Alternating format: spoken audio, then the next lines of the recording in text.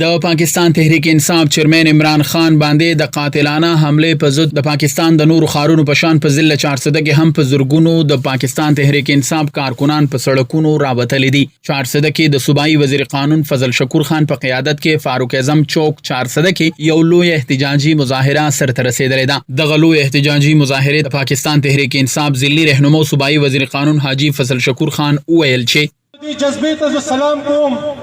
और इंशाअल्लाह ताला दा जज्बा ब ज़मीन हकीकी आज़ादी पूरे इंशाअल्लाह ताला कायम दायम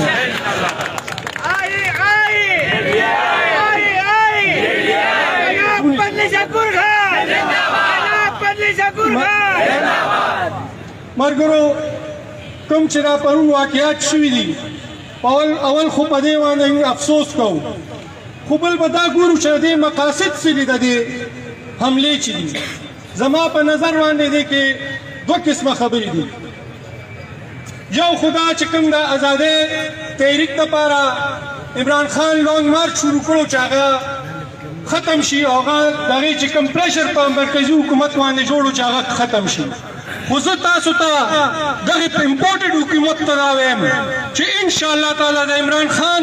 کدی بیمار هم دی د جلسې نه راځي د لانګ مارچ نه راځي خدا قوم چې مخکې له زیات تعداد کې ان شاء الله تعالی راځي داغه له زیات تعداد کې راځي او هغه پورې به ان شاء الله تعالی موږ په سړکونو باندې چې کله پورې موږ ته زمين ازادي ملونی شي حقیقي ازادي ملونی شي او دا موږ یو قول کوو دلته چې ان شاء الله تعالی څنګه چې موږ ته تاسو ته پرې تیر شوی الیکشنو کې وي چې دا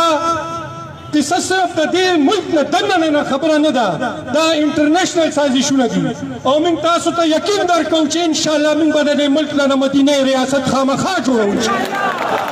په دغه موقع دغه په خفګان راوتلي کارکونانو ټیرونو سوځولو سره هر قسمه ټریفیک د پاره د 400 فاروق اعظم چوک بند ساتلی. دغه مشرانو وویل چې عمران خان د لارې نه د لری کولو د پاره دغه مضموم سازش به ناکامه کولی شي. حمله کې ملوث اصل کردارونه د انصاف په کټهره کې د ودرولو پورې به دغه احتجاج روان وي. سلمان شاه، پښتونخوا ریډیو، مردان.